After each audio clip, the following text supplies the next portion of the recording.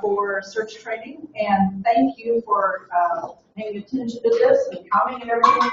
What we are going to do today is we're going to talk about best practices and procedures. I'm Associate Provost for Faculty, and I've met most of you. If I haven't met you all, find out who you are later. So we also have... I'm Dalia Olivares, Diversity Fellow. Carrie here is now with Diversity Rep for CHAS. Wow. And wave together. Yeah. We're like a queen. I'm Angie Chaplin. I'm the Faculty Employment Coordinator in Human Resource Services. I started in January, and prior to my responsibilities moving to Human Resources, Julie Weatherly in Compliance as we worked with faculty employment, so that might be a name that you recognize as well. So what we're going to do today is talk a little bit about the imperative for our country about diversity, universitive.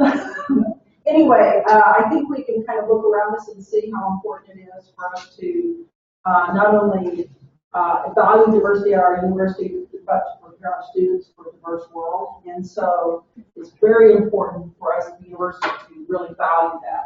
We're going to identify the potential impact of implicit biases on search processes. Oh my gosh, we're getting into political scene. Explore the best practice strategies to decrease the influence of implicit biases on hiring decisions, and describe the role of HRS, compliance, and then the Provost Office, and review the faculty search process steps and jobs exercise. So, there's one thing I was going to say about that. I guess I forgot what it was, so keep going. Okay, so in academia, we like to, if we're going to say something, and you all know this, if we're going to say something, we better have something to back it up. So if we have some of our research and so forth. I want to say that the beginning of this started 3 years ago when I first got here, and I was invited to a workshop that Bonnie Bowen and Lisa Larson from Iowa State did. And they did a lot of research with an EPSCoR grant about implicit bias and search practices and so forth. And they really started their efforts in the STEM discipline. Iowa State really was wanting to increase the number of women and minorities in their engineering and science fields.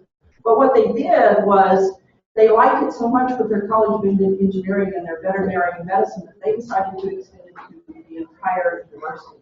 So then after I kind of looked at that 1 year, I also did a little bit more research with the model they're using, which they do have in every college there, they have a diversity representative. So now we have a diversity representative for CHAS. That's great. So we also, Angie and Gabby went to some a session a couple of weeks ago, 3 weeks ago, and I believe actually University of Iowa got a lot of their stuff from Iowa State, just so you know. Recycle. Well, it's good. We're all trying to do the same thing. But I looked a little bit further at Joanne Moody, who has the book, Rising Above Cognitive Errors. So this has our search processes, but if you're interested in the book, there's great stuff in there about promotion and tenure and how faculty sometimes don't do well with diversity in their promotion and tenure decisions. That'd be a good thing for everybody to read. Then there's Scott Page, who wrote a book about what the difference is, what the positive difference is when you have diversity. And in whatever you're doing, the more diversity you have, the better outcomes you have. Just a couple other, if you were at the Fall Faculty Workshop, we had Dina Samuels and Stephanie Rose. And so you may not know that the next day, they also met with administrators, and we talked about some things regarding the search process and all that kind of thing. So I used the materials that they brought with them. So I kind of got this document. So it's a matter of national need. We have a lack of role models for underrepresented minorities and females. I'll tell my little tiny story. I grew up in Oklahoma. I was a Southern Baptist, grew up in a very conservative environment. And John Wiles, the only thing I wanted to do when I went to college was to marry a minister of music. That's all I could see myself do, because I didn't have any role models who were doing anything different. But when I went to college, I saw women doing something different. And that made me aspire to do something different. So you can carry that analogy to many other things, that if we want to really reach out to our Waterloo community, one of the most diverse communities there, we need to have something where when the student comes here, they don't feel like they're just so different from everybody who's teaching. It would be great if we could have more diversity for them. We don't know what it means to get the best person for a job. I've heard that a lot when some people, actually when I first got into the state, and so one of my roles at the University of Northern Iowa was to help with diversity practices and hiring. And a person said to me, well, you just want the best person for the job, right? Yeah. What does best mean? Okay, and is best for UNI the same as it is for University of Illinois, as it is for Luther College, as it is for community college? We want to make sure that we're getting the right person for our job, and what do we need to value here? So it's the other two bullets are about Scott Page's work. Okay. So we're going to talk about implicit and conscious bias. So definition, these are attitudes and stereotypes that affect our understanding, our actions, and unconsciously. We have them in our brain, and we're not aware of them unless they're triggered by an event, by a scene, a picture, a word. Okay? So they are triggered by when our brain makes quick judgment and assessment of people and situations that are really delimited to our own upbringing, our personal experiences. These biases have certain characteristics. They're ordinary. They happen, they grow out of our human cognitions and are organized according to our own views of our social world. They're contextual. That is to say, the biases that I have as a Chilean woman probably are going to be very different than the ones I have as a USer. Okay? I have a thumbprint. I was raised and born in Chile. I grew up in Chile, and I have my thumbprint, and I will tell you my story a little later. Pervasive. They are present in every person, in every group. They are usually and often unconscious. We're unaware that we have them until they're triggered. They are consequential. They occur based on a behavior. And as a language teacher, this is my favorite aspect. They can be changed. They can be modified through techniques, and this is what we'll try to do today. So before I go, my thumbprint. So I have to admit, I am a completely biased person. Okay? I was raised and born in Chile. I have 3 neighboring countries, Bolivia, Peru, and Argentina. And I have, in my thumbprint, opinions about how these people behave. Now, factual thumbprint. Bolivia has put many lawsuits in the Hague claiming territory from Chile. In 1879, there was a big war, and part of the ocean and the land of Bolivia was acquired by Chile. Fast forward several centuries later, Bolivia still claims that these territories belong to them. Okay, so now we have a latest lawsuit, another one. So, of course, if I see Evo Morales come out from that door, the first thing that's going to come to my mind is that you have another lawsuit, you want my ocean, you claim in the north, you do not like us. Therefore, I'm not going to like you back. Okay, so that's my thumbprint. Now, if I park that thumbprint and I kind of set aside, and I'm able to think consciously now, why is that I have this bias? It's because of all these things that have happened. Well, maybe I'll say, okay, maybe I'm going to invite him for a coffee and have a coffee with Evo without thinking those things. Okay, but that is the idea here, okay? Okay, so we can challenge our own bias by accepting that we do have these biases and make ourselves aware of them. We have to try to find them, but then to challenge them within ourselves, and then we need to exchange them for more inclusive notions. So we can learn to challenge the prejudices before we act on them. So you can still have the record playing in your mind, but you don't have to act on it. So, you don't have to do this, but you might be interested. Has anybody ever taken one of these implicit bias tests? So some of you have. I think it's a very interesting thing, and they're on almost every kind of minority or underrepresented group. You can take one on each one, or they only take 5 to 8 minutes a piece, and they are viable because 5 million other people have taken them. So I challenge you to do that. So we have these implicit biases in the search for faculty process, and so we're going to go through each one of these. The first impressions, we'll just go on. So first impressions, and as the word expresses it, is the first look that you get from a candidate. Supposedly that you are facing the person for the first time. So they're going to be influenced. This first look is going to affect the worth and the appeal that the candidate will have on the search committee. So again, my bias background, I do have Italian family. Okay? Very Italian. They all speak the language and they have kept their customs, okay, in Chile. So I may say something like this. John's gestures at his presentation were very weird. They reminded me of the cast of The Godfather movie. He distracted his audience too much, so I may not like it. I'm used to it, so I like it. So for me, it's not a problem. My other bias. In Chile in the 80s, you will not get a tattoo. That's tacky. That's the sailors. And nowadays, 25 years later, body art. So, did you see the tattoos when he rolled up his sleeves? I really don't understand anyone who puts tattoos on their bodies. Do you think he belonged to a gang?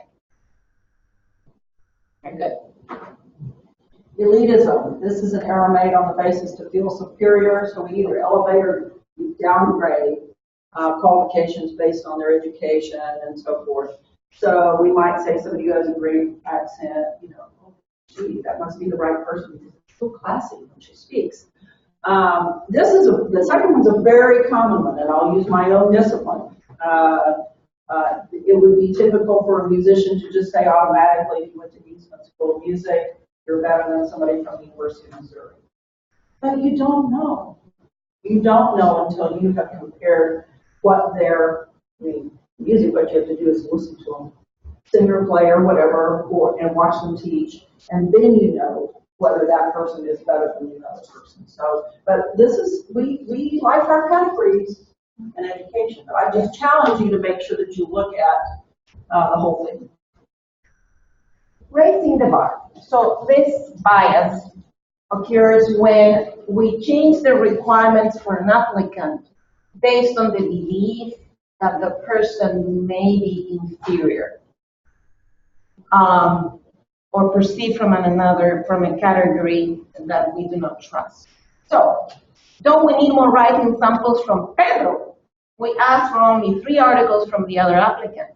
But I feel much better if we had a few more from him. I need to make sure he's really qualified. So we're raising on the fly the regulations or the expectations that the job description had. Second example, now that we have interviewed these candidates, let's get together to see who fits our teaching needs for the fall semester. This is something. It happened here on campus last year, and that meant that the job description at the outset was not very good. So, because what you really need to do is, at this point, all the job descriptions are out the gate, but you need to make sure that those required and preferred qualifications are what you want, and then everybody is their vitae and their interview and so forth is it's all judged according to what you had in the description. You can't change midstream what you're looking for because you would have gotten an entirely different pool of candidates, perhaps, if you did using the criteria.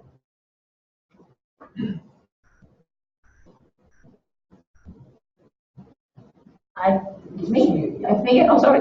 Oh, wait a minute, that's me. I'm It's you. because I was expanding on that one. Okay. So this would be, this often happens in a power situation.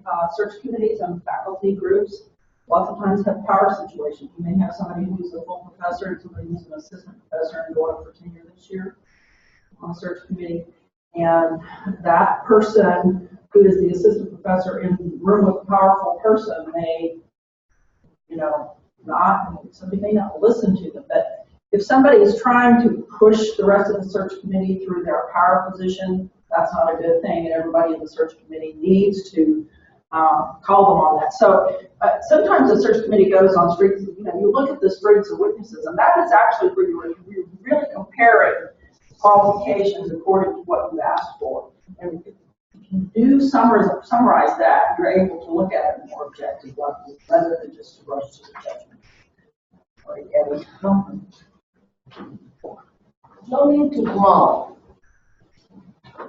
This error, this bias occurs when we want to feel safe and basically hire someone just like us, like Dolly the sheep, the clone. So the comment, a statement would be something similar to, have we ever hired anyone from the University of Southwestern Nevada? I never heard of that place. No way. Or, Tony retired last year. He was a well-respected professor of philosophy. Why can't we just not find someone just like him?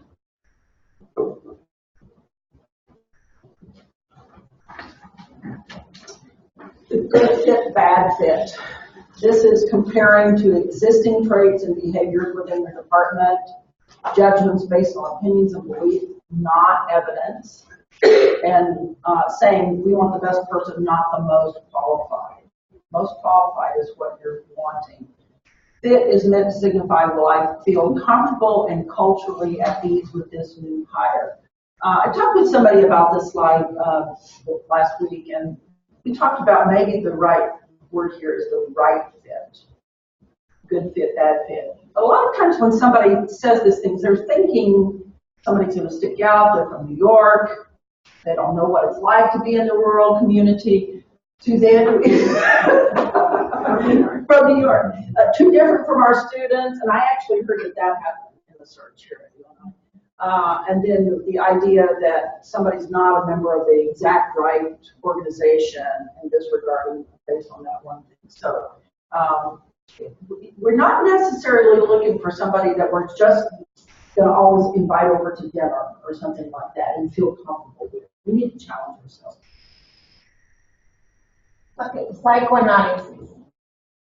It's really this error occurs when we try to mind read the applicant and find their behavior or their way of thinking as a way to understand or disqualify them from the position and assume that they don't like our place. Right? So can you imagine Sally living here with our harsh winters and our family-centered home?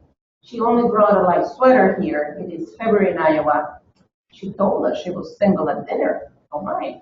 So I don't think that Cedar Falls would be a good place for her to live. And same thing that we have, it's very rural here. We are not cosmopolitan place. So many of the candidates will not like it. So again, it's mind reading, finding excuses not to hire or not to invite her for an interview.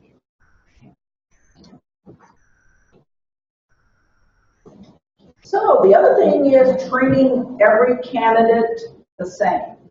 So sometimes people will say, oh, well, this is our best candidate, let's do this, make sure they like our place. And so Carl is one of our best candidates, perhaps if a couple of us from the search committee meet him at the airport, he will feel more comfortable with his visit to campus.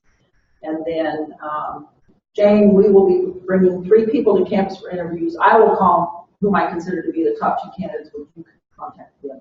They just need to be treated the same. A person, don't send a whole carload to pick them up at the airport and then only one to somebody else. It's just, that's preferential treatment, yes. In the previous search, we struggled with this when we were phone interviews. Yeah. And the struggle was this, do we ask if we ask every single person the exact same questions, but for some of the candidates, we do have different questions because they have different features and stuff. So we ended up asking every question the exact same in the exact same way to every candidate, but that also meant that we didn't clear up certain things we wanted to ask. Okay, so you can ask, I think what you can do with some of those things, if there are some things you want to clear up, if you ask the general question, you can have follow-up questions so long as it's not follow-up that's totally unrelated. So would that help with that kind of situation, you think? Yeah, like I say, it's like there might be some specific thing about, we want to see more about what this person can teach over here, because it's not a smart show in the data, but then someone else might be a different question. But we were concerned we had to ask exactly the same question.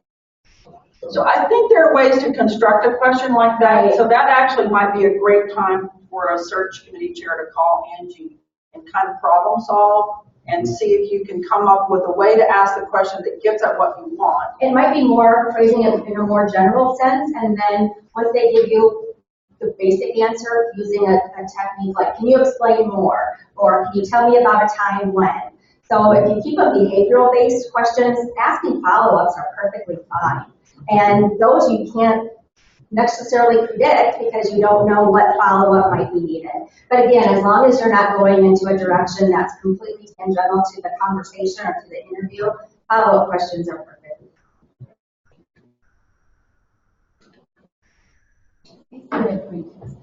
So really this cognitive error or this implicit bias refers to trying to find the reason to disqualify the candidate.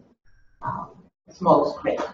So, for example, the persons in the committee will resort to unusual opinions or statements. So Raquel was so loud while talking at the interview. Can you imagine someone so loud at our departmental meetings? That actually happened on a search here at UNI as well. And it is something, how many times have you heard Hillary's loud? Of course, that's a loudness on a woman is not considered a good thing. And I'm very loud.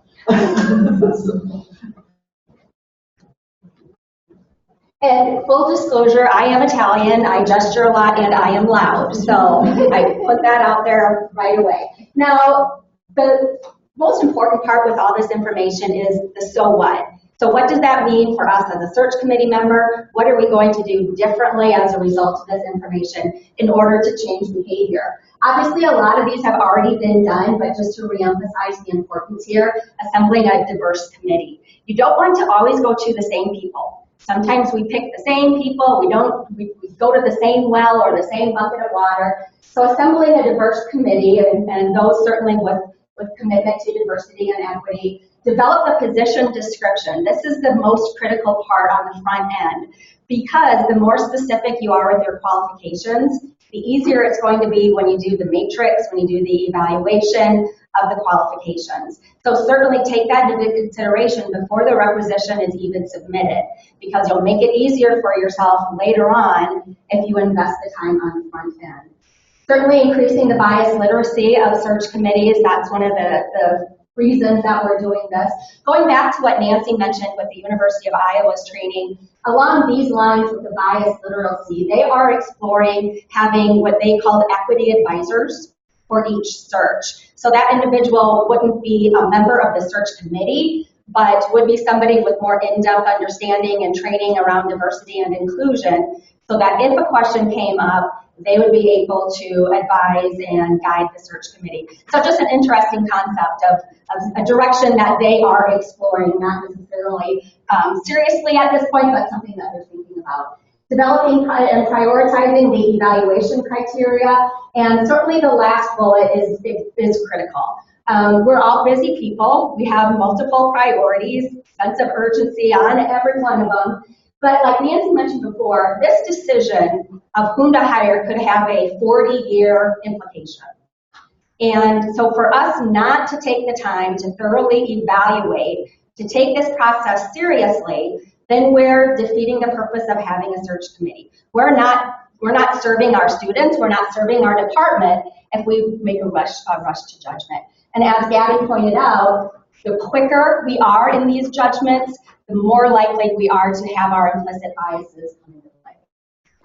The Provost Office has some ways that they can assist search committees. Sam, you want to talk about those? Yes, I do searches with a database that has the names of diverse people, and it's the registry. It's called the Register for Diverse Faculty and Staff. So you should have received some packets for your respective searches with possible candidates that fit the description of your need. You are welcome to invite them to apply if you think that they merit an invitation, and if they, of course, they meet the requirements of your position. Also, I am in the process of finalizing the identification of doctoral granting institutions that serve underrepresented minorities, but I may not find it in all your fields. Not all these institutions offer doctoral programs. So, but I will try to do my best at least to find one for each search. So I will be sending that to your search committee chair in the next week. And as a part of that registry, bullet number 2 is already happening. We, through HRS, automatically are posting jobs to this National Registry of Diverse and Strategic Faculty Job Board. And there's no additional cost to departments. It's actually a benefit of the membership that the Provost Office has. So even if you don't indicate that on the requisition, it's not an additional step for you. It's something that we're already taking care of.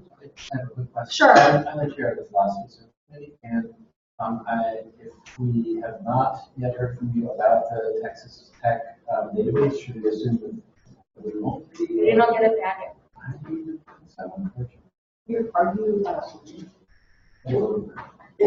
Grace is listed as a. Oh, right. It was sent to the I person. was going to say, Reza, I didn't want to read there, Reza. I was thinking that it was Reza, So right. maybe And that so, wrong thanks. The person that was the name posted is a UNI in jobs. As The person, the main contact was where it was sent to. Yeah, technically, I'm the co-chair. Okay. So then, Yeah, great, thank you. I want to say one thing final about the office. So whose job is it on the search committee if somebody starts doing one of these things? All of us. Thank you. It's everybody's job. It's not just the search committee chair. Everybody's job to say, hey, I don't think we should go down that path. So we're empowering you, even if you're an assistant professor. So just a quick review, Office of Compliance and Equity Management is still involved in the search process. They are just more behind the scenes. Like I said, Faculty Employment Coordination used to function out of compliance. That has since transitioned, and in some pieces of it continue to transition. But what they do really is work with the departments on things like their affirmative action plans. They identify what gaps might there be in underrepresented minorities in the department. So that can be useful as you approach the requisition to think about what diverse recruiting sources could we select. They, of course, are looking at the equal employment opportunity as well as our affirmative action statements. Those are included in every advertisement. It's on jobs at UNI. And then they put together opportunities for us to advance our commitment to diversity and inclusion. So here's the role of HRS and me, working a lot with the deans and the department heads, search committee chairs, search committee admins. As Nancy said, a lot of the requisitions have already, or at least the tenure track positions are already out there. They're already soliciting applications. The ads have already gone out. Once we get to the process of passing, and there's 1 or 2 searches that have gotten to the full consideration date. So a lot of our searches are kind of in limbo right now because until that full consideration date occurs, you can't really get down and dirty looking at the applications. Now, some search chairs might have given directions for search committee members to at least view applicant materials as they come in. Some search chairs will say, hey, let's all get in a room, let's look at these together. And that certainly is the discretion of the search chair, whatever process, whatever steps are in place. And then ultimately, we will be working on standardizing offer letters, so making sure the appropriate offer letter is used. For our non-temporary positions, a pre-employment criminal background check as well as degree verification is required. The signed offer letter is what triggers that. So it's not the responsibility of the search chair. That's a step that I will take care of once I am notified and we have a signed offer letter. up until we receive confirmation that their pre-employment background check and the degree verification came through okay, the offer is still considered contingent. And that is clearly stated in the offer letter that they get. They know that there are going to be pre-employment background checks. And then as that person gets closer to becoming official, the PAF or Personnel Action Form preparer in the department will submit the appropriate paperwork, and that will be what establishes that individual as an official UNI employee in the e-biz. So a look at these steps in the process. Now again, a lot of these have already taken place or we're kind of in between steps. And as you'll see, there are certain roles of the chair, certain roles of the committee, certain roles that the dean, the department head, and the provost actually take a look at. So we're really around step number 2 right now. And like I said, there's a variety of different ways that searches will start that process. As we've mentioned more than once, number 2 is one of the most important steps to allocate the appropriate amount of time. Phone screens are, use your language, Strongly recommends that, and that's not only to, if you have a large pool and you want to try to figure out who you're going to bring to campus and you want to have like 10, 8 to 10 on phone screen. It's also, even if you have a small pool, to go ahead and have a phone screen so that you don't bring somebody to campus that you think, gee, I wish I'd made a phone call because now we wasted $2,000 or whatever, because it's just not going to work. So phone screens, the provost sent to the deans, strongly recommended. And that list should be approved? No, that's what I was going to say. No pre-approval is needed for the phone screens. Yep. Other questions? Is the word phone? We're suggesting not Skype. Yeah, Skype is not recommended. Because when you do Skype, I know some universities do this, but you see somebody. And that increases, clearly when somebody comes to campus, we've got them here. But by seeing somebody, it increases the effect of some sort of implicit bias, that you've seen what color somebody's skin is, you've seen many other possibilities. I'll give you an example that they shared at Iowa. They were conducting a Skype interview with an individual, and when they started asking her questions, she was working in her home office, and her hair looked disheveled, and her desk was a mess, and at one point they saw a cat walk behind her. And so when you see that, you're going to have assumptions. She could be the most qualified candidate out there, but our brain just automatically takes into account first impressions. So that's one of the reasons that compliance really does not want Skype or Zoom interviews to take place.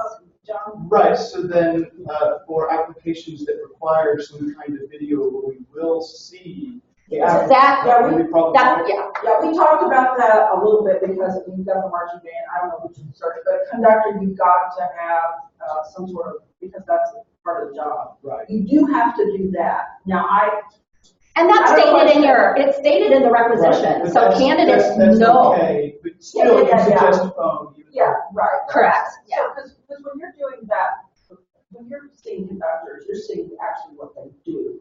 They're not answering questions. You get a totally different set of information from each question. So I don't know whether you're doing, a lot of searches like that. You've got the first pool, and then you go to a second that would find the actual twin or something with your videos or whatever, and then you get to a phone screen after that. Okay. But you can do that kind of thing when you have to see what that's so you have to see it. Question? This comes to the background check. I just double check something that was brought up in the faculty senate when this was first brought up. Okay. And so one of the concerns that was expressed there was that after the background check is done, if something comes up before anything is withdrawn, they are allowed to offer an explanation. Yes. And that's part of our policy? Yes, and that goes to, we have a company that does all the searches. And first of all, it's convictions. It's not a speeding ticket. It's not anything that we couldn't find out in another way. They indicate to us when we get the information, if there is a possible hit, for example. Then that report goes to University Council and Michelle Byers, who is our head of HR. They look at it, take into account, it's a case-by-case basis.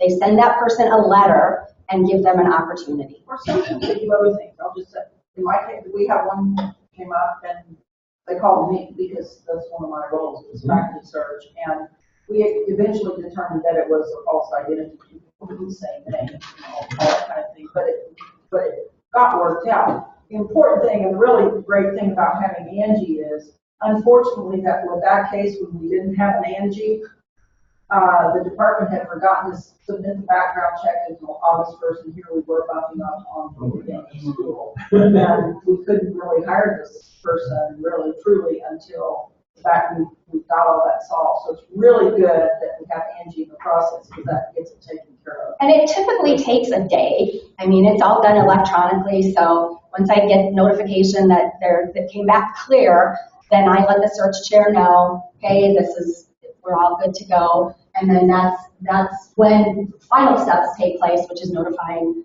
people who didn't get selected and closing the requisition. So any other questions about number 2 right now as you're evaluating, rating applicants?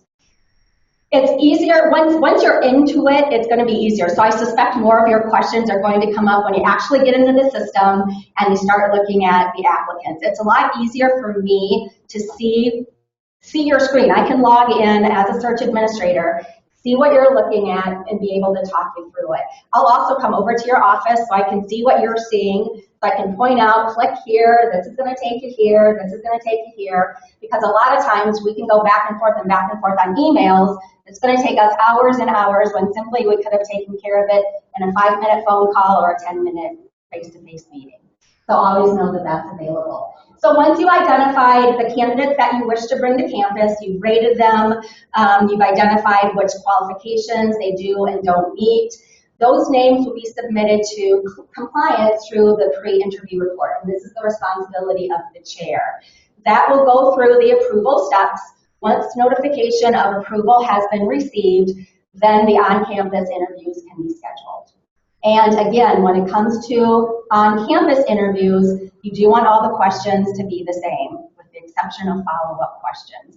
I do have, and I will send it out really to everybody who's signed up. Really, it's more of a library of questions that I've gotten from other institutions. You're not required to use them. It's simply just to give you an idea of, okay, we might use this one, we might use this one. I also have the same thing for phone screen questions. So I will send those out to you as well. Of course, again, you're not obligated to use them, but it might just prompt some other additional thought about what you will be asking. So when the campus interviews come through, following that will be a phone call to check references. Now I know this is a little different step perhaps in some searches because of letters of recommendation. Letters of recommendation are fine. There is so much more information you can glean about a candidate by talking to one of their references. You're still talking to the same people who have submitted a letter of recommendation, but yet you can infer from their tone of voice. There are things, Nancy, I think that you talked about, that somebody isn't going to solicit a letter from somebody who's not going to say good things in there. And we had an example that the last time somebody said the letter was perfect, but then when they talked to the individual on the phone, on the reference, it was a completely different story. I mean, think about it. If you're needing a letter of reference, are you going to go to the person who doesn't like you to write the letter of reference? But sometimes, because that's in writing, when you make a phone call, you can actually ask the question, is there anything that would prevent you from hiring this person? And sometimes people are more forthcoming with that kind of thing. You may find out things. So there's nothing wrong with a letter of reference. I would just say a lot of universities have done away with doing that. They just give us a list of 5 people that we can call or something. So. And a lot of letters I know are working with professors are more cookie cutter. They kind of have their template. They kind of plug in names and plug in things. So it really might not be giving us a true evaluation or a true picture of that candidate. You don't have to check references on all 3, let's say, of the individuals that you bring to campus. If you've got your top 2, great. I always recommend you might have your number 1 candidate, but know for sure who your number 2 and number 3 are, because you never know what might be going through number 1's mind. We are selling the institution, the community, in the same way that they are selling themselves to us. And so there's a lot of pieces in that process that can affect, are they going to be the candidate that ultimately we choose to hire. So the chair will then, after the interviews, go back into the jobs at UNI system, put in a job interview or a post-interview code. Is that person someone recommended for hire? Is that person someone no longer under consideration? There will be involvement with the Provost Office as well as the dean and the department head to negotiate the terms, what's allowable. There certainly will be negotiation between the dean and the candidate, and then that leads us to the contingent offer. We talked about the background checks. Once that is done, then the chair will notify those who were not selected. Once that is done, we celebrate a successful search and officially. Lots of stuff there, lots of steps there. And like I said, once you get past the full consideration date, I could walk through it now with you, and in some cases I have, but honestly I know that between now and then, it's just stuff. So it's much easier and much more effective to point in time, just in time, and actually look at it. Questions? Can you talk about what kind of information can be shared with the whole department and when? When you say information, what are you, just anecdotally, just? Our department likes to have lots of information about what's going on, and my understanding is you can't share. You shouldn't really, so, I mean, the search committee has a job. I think when you bring candidates to campus, you could certainly give everybody, I mean, the vetoes are appropriate. You mean that so why do you have a committee if everybody gets in to see this? Right. So, but I mean, they're not told anything about ranking or anything about. It shouldn't be. If they're not, I have said, if they're not on the search committee or they're not a chair or a department head or a dean, those are the only situations that they should be allowed to view applicant materials. That's confidentiality purposes. Well, except when they come to campus. Right, that's different. I mean, yeah, prior to. But how number of applicants or anything? Number of applicants, I think is, I mean, that's, general information, but not, hey, here's Sally Smith, tell me what you think about Sally Smith. So I don't know what you think that a lot in the searches I've been involved in the past. You have, the first step, you look at the printed materials and so forth. You may think you know who your top candidates are at that point, and when you get to the phone screen, it's like, it happens quite frequently. I think it's not good for people to know when people come to campus who were ranked 1, 2, 3 or whatever, because it's again a totally new ballgame at that point. And so it's better to keep that information within the search committee. I mean, that's the fairest thing to do, because then there's not the chance of treating candidates differently. Or the premature ranking, or, a lot of these other implicit biases that we talked about. There was another question? Yeah, I have a question back to number 2. And I think earlier, Nancy maybe talked about the matrix for looking at candidates. And I've been on search committees that use those and some that didn't. Right. And the ones that do, I think it really helps cut out a lot of this. Do you have? I have some you what you used for the Chief Diversity Officer one. I mean, you can send that out, surely. I think that matrix is where you take that job description and you just you rank every candidate based on what those qualifications were on the required. Because then if you're having to look at everything that you put in your job description, you're having to evaluate the quality of every new person on that. And you may be surprised later, because if you're just kind of eyeballing it, you may forget to look at things. And so required and preferred, that's what we did with the CDO search. And I think it worked pretty well. You want to send that out? Yeah, I can. Yeah, I have the template. That'd be great, because for instance, if first qualification is you have 3 years teaching. Right. Yeah, exactly. I don't know. So you have one, and then do you just say, how do you evaluate? Do you give them 1, 2, or 3 in each one, or how did you go about it? So what I did on that, I helped the search committee with that. I gave all the, we talked about it in the committee. That, I think, so what a search committee could really do, that would be great before you ever take a look at the application, or whatever. Just say, what's the most important of these required, and assign points to them.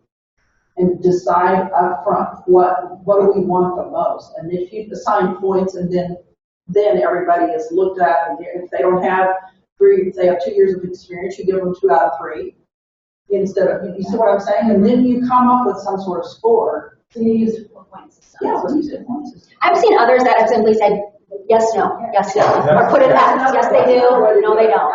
Yeah. I mean, sometimes you can just say, these are the most important things. Do a quick screen and say, these people don't have this qualification. Right. And then That's what I there's a lot said. of time. Yeah. The one I said is not a good, wasn't a good example because you either have 3 or you don't. Right. But there are some It's things, required, yeah. right, there are some things that are like, well, this person has taught this, and this, which is different than someone who's met the requirement that they've done this, this. You know what I mean? So how do you evaluate those things that are not yes, no? And so, well, and look at the preferred qualifications. There's required, and those should be ranked higher than the preferred. But sometimes a preferred thing is an added bonus that may make up for the fact that they didn't have this one over here. I mean, so I don't know. You can kind of figure out your own. I would be glad myself if somebody wanted me to look at your job description. That's what I would do is look at the job description, and I just put that in the matrix, and then that for many years. But required or required. Right. Required, yeah. So it's not. Right, well, it makes it easy though at that point, but let's see if I can give an example of something that's harder to score. Probably more in administrative jobs, but demonstrated ability to work with people. Yeah, it's hard to score, but the other thing I think about a lot of times when I'm looking at these good candidates will look at that job description and they will address everything in the job description. This is how I work with people. And if people don't even address that in their required qualifications, probably you're getting a stock letter that they've just sent out to 100 institutions. So, does that make sense? It does, yeah. Now, this is old, so I just wanted to double check it because it was, I think it's changed. But I was told a number of years ago that not only it wasn't enough just to say this is the best candidate. For some reason, that we were required to say that the other ones were all unqualified. No. And I think that's changed. It wasn't each class. Okay. I think that there are sometimes where people are unqualified. Let's say you have 30 applicants and 10 of them just don't meet the required qualifications. Those 10 are unqualified. But so in the system, what you may have to say is this one's more qualified because of this. And when the rankings go in and the rating codes go in, and you'll see this once you get into this, you will actually, it's drop-down boxes that you will indicate, did that candidate meet all required and all preferred? Did they meet all required and some preferred? At that point, anytime it's some, you'll be forced, or the chair will be forced to list which did and didn't they meet. Same thing with required qualifications, which one did or didn't meet. So it'll The make chair it. does a lot of that. Yes, exactly. Based on the search committee deliberations, obviously, but the chair is speaking on behalf of the search committee. Does the chair, I mean, if we say the chair doesn't work, it's like you have these 3 or 4 absolute required things, and they don't meet the first one, do they have to fill out everything, or do you just say not qualified because of the one? It'll be listed. You'll list it out which qualifications. But do they have to go through every single one that's not qualified? Well, No, they're not, I mean, They're not qualified. Give me a- Right. They don't- okay, yeah, okay, I see So what you're I'm saying, meaning. so they Yeah. have to go if through all it's this. required, like, If they're not, you're not qualified. right, So they yeah, have to- doesn't they have meet, to go through the whole- and in that case, it just doesn't meet minimum education requirements. Which brings up the ABD situation. Mhm. You shouldn't be looking at ABDs unless you put it in there. Right. In the job description, okay? Because you would have gotten an entirely different pool of candidates. Right. So I wanted to return to the issue of the rankings and matrix, because our search committee did meet before we looked at applicants to talk about those rankings. And one of the conversations that we had, that I was curious to know what best practices were, because we were a little stumped and we're debating it, was when you are doing rankings like that where you assign a point value, is it common to have a situation, which is what we discussed, where the sum of the parts precludes us from considering seriously someone whose whole application brings something to the table, that where we just sort of add the matrix doesn't get us there, or. I would think in that case that you need to have on your matrix something that has a place to score that. Some sort of overall. So like, let me see if I can think of I can think of a situation, but it's hard for me to know how can if you have all the various parts, but then how can the whole Right. well, they really be better Kind than. of what we didn't have applications. Yeah, in front of right, us. right, We weren't basing off of anything specific. We were just trying to prepare for applications. Sure. But I guess the ultimate question is, then would you, because that might happen so rarely, what I'm hearing is that the best practice is to do a numerical rank. I think it is, but not everybody thinks that is. I think that I am more objective when I do that. I think that if I have to look at every qualification and say, okay, how do I rate that? You know, maybe that's the musician intonation, good. Technique, wow, not bad, not good. Language, terrible. I'm giving them a score and everything, but that's just me. So you got me thinking about what the president said, data informed and not data. And I think that's probably where we're struggling with it, because, and also some things really are worth more than others. How do we quantify that? So we like being able to rate things and we can look at it, but we didn't feel comfortable with the idea of just adding them all up and saying, well, this person got more requests. So let me give you an idea just about me personally when I think of the right faculty member for UNI. We are not a Research One institution. We teach. That ought to be a very important characteristic, is some demonstration, and that ought to be maybe something, a higher score for that. That's another thing. If we were at Iowa State, I might do something differently because they're a research intensive institution and research is what they do. So I worry about us if what we're looking at for the biggest thing is this person going to be able to do research to get through tenure? That teaching is very important. So I think some way but the committee needs to discuss that. I think, how do we value this? Are we going to look at teaching and give it a stronger score? Does everybody have the person teach in a class when they come? You should do that. See how they interact with students. If they're going to have to teach, they should have to teach when they come. And see how they interact, how they deal with questions and all that kind of thing. That gives you the ability to give them the score that will allow, so that's my opinion on that. Whether somebody's a team player is important in a department in my mind. Working together to do curriculum issues and all that kind of thing.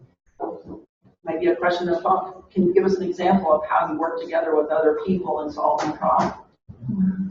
Right, but the part of the struggle that comes in is that a team player might be the team that fits in our department, and therefore could come back. It's like I said, there's a really fine line between the. Oh, I know.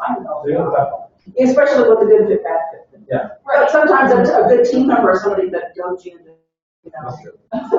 doing something different. Well, I think that there is this realism in terms of the climate that we're in higher education, and even in the last couple of years when I've served on searches, that there is this idea that we do want this right fit because we don't want that person to leave in the next couple of years and then we don't know if we're going to get a line back. So there's also this resource pressure that exists within it. Yes. And I think that is a very real part of the search, and whether we want to think about it in terms of implicit bias, conscious bias, or just a good fit becomes something to balance. Right. I agree with that. Yeah. You want somebody who can be successful. Right, and you want that also. I think part of that is, when I've been to trainings on hiring, that you need to be able to be really specific. So if you say this person is a better fit, you need to be able to talk about specifics. Right. Yeah. And I think that's the part where it sometimes gets fuzzy because people say, well, they'll just fit better. Yeah. Well, no, there's way too much involved there. So you have to be able to talk through specific characteristics. I actually heard about a search, and this has been since I've been here. So that's, I've only started my fourth year here. And literally the discussion was, the person is from the East Coast, our students won't relate. We need our students. How are we ever going to challenge our students if that's the kind of thing that we do? I mean, Suzanne managed to fit in and do it. And she's from New York.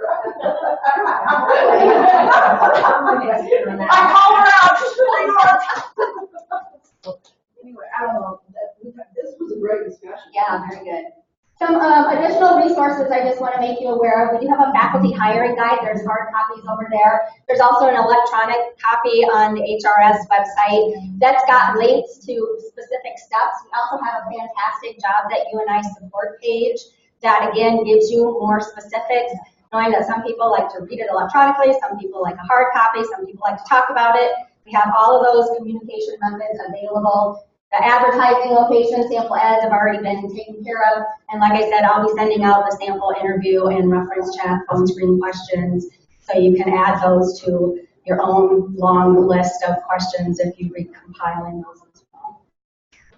Other last minute questions?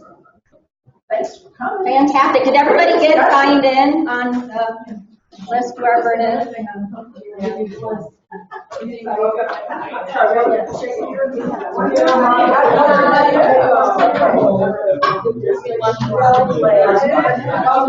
are all the